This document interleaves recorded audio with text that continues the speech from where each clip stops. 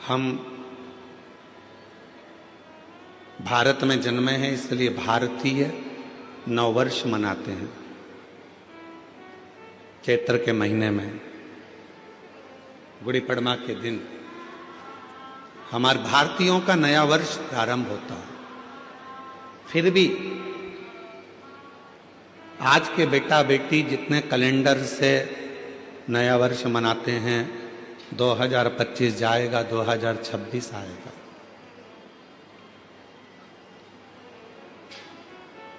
शिव महापुराण की कथा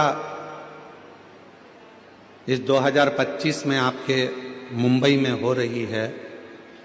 जब अगला 2026 आए तो यहाँ पर जितने शिव भक्त बैठे हैं वो भगवान से ऐसी प्रार्थना कर कर जाना कि मेरे भोले बाबा हमको उस लायक बनाना कि एक बार हम भी अपनी मुंबई में शिव महापुराण की कथा खुद करें। इतना सामर्थ्यवान हमको बनाना। अब उतना सामर्थ्यवान बनने के लिए आपको दो चीजें चाहिए। आप सब 2026 जब प्रारंभ हो तो दो चीजें अपने पास में रखना, एक मेहनत और दूसरा महादेव। अगर आपके पास में है तो आप 2026 में एक ना एक बार शिव पुराण की कथा जरूर करवा सकते हो। मेहनत और महादेव। आज व्यक्ति मेहनत से पीछे हट जाता है। शिव महापुराण की कथा कहती है दुनिया में ऐसा कोई कुर्सी नहीं, ऐसा कोई सिंहासन नहीं, ऐसा कोई पद नहीं जिस पे तुम नहीं बैठ सकते।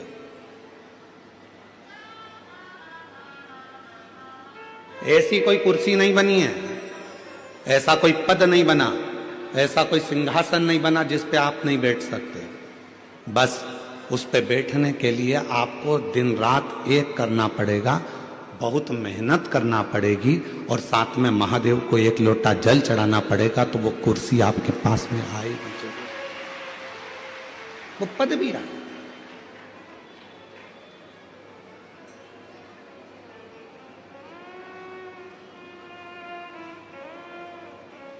एक लाइन है, जो डर गया जम के बोलो वो मर गया।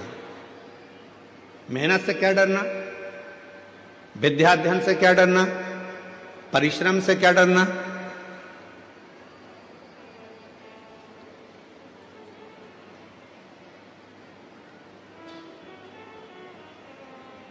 किसी ने कह दिया कि तू ये डॉक्टर की पढ़ाई नहीं कर सकता, तू नीट क्लियर नहीं कर सकता, तू आईएएस ऑफिसर नहीं बन सकता। जिसने कहा उसी दिन अपने मन में संकल्प कर लीजिए कि अब मैं नीट क्लियर कर कर रहूंगा, अब मैं सीए क्लियर कर कर रहूंगा, अब मैं आईएएस ऑफिसर बनकर रहूंगा। अब मुझे मेहनत को बढ़ाना है, 4 गुना करना है, परिश्रम करना है, रात दिन एक करना है और शिव जी को एक लोटा जल चढ़ाना है और बढ़ते चले जाना है। तो निश्चित है कि मैं अपनी उस मंजिल तक पहुंचूंगा।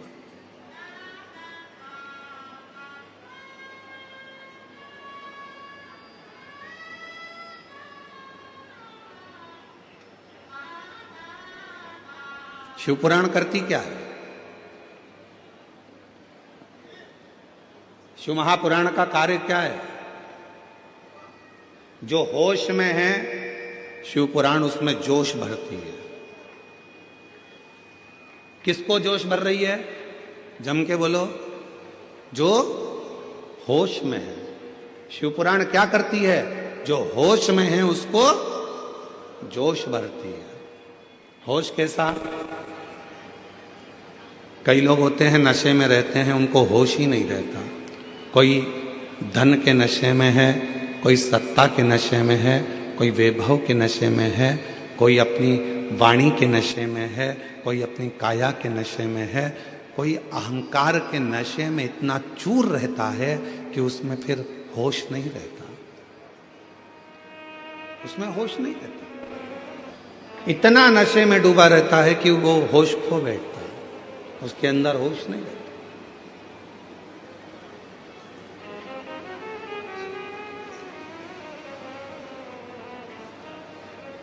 नशा केवल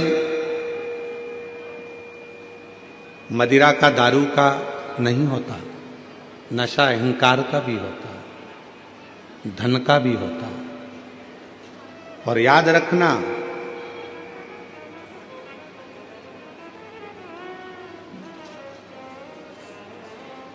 पानी में डूबोगे तो बचने के सार हैं,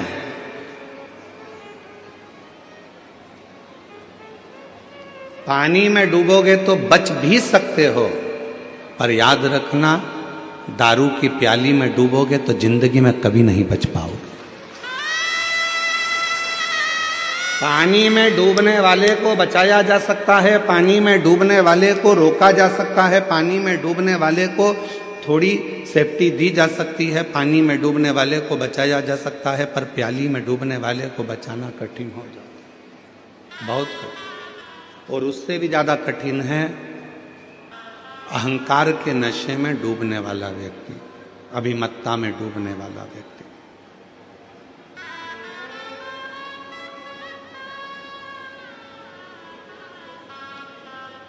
हमारे यहाँ तो कितनी सुंदर भाषा में कहा कि कोई भाग्य से, कोई किस्मत से यीशु महापुराण की कथा अपने नगर में, अपने गांव में, अपने शहर में आती है।